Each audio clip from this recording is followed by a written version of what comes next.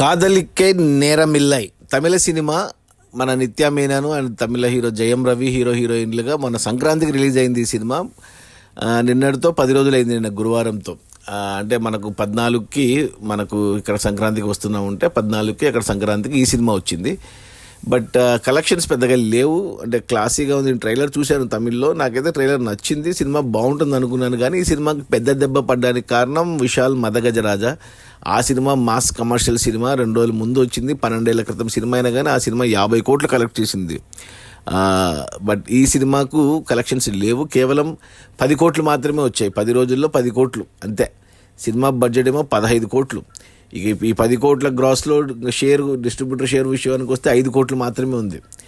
So మరి థియేటర్లకు ఎంత కమ్మారో ఏమో తెలియదు, కానీ మొత్తానికైతే సినిమా ప్రస్తుతానికి చెప్పాలి అంటే కమర్షియల్గా ఫ్లాప్ అని చెప్పాలి. ఇక మరి తెలుగు డబ్బింగ్ చేసి తెలుగులో రిలీజ్ చేస్తే ఇక్కడ ఏమైనా కలెక్షన్స్ వస్తాయో ఏమో చూడాలి.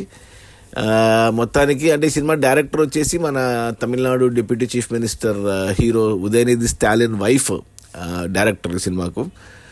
సో అది కాదలిక్కే నేరమిల్లై. నేను నేరమిల్లై అంటే నేరం ప్రేమిస్తే నేరమా అనుకున్నాను, కానీ నేరమిల్లై అంటే టైం లేదు అని అంట తమిళ్లో.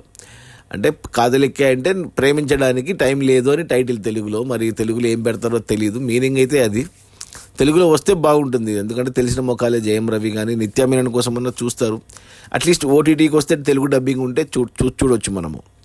అది మన కాదలిక్కే నేరమిల్లై, జయం రవి అండ్ నిత్యా మీనన్ల కొత్త తమిళ సినిమా, సంక్రాంతి సినిమా.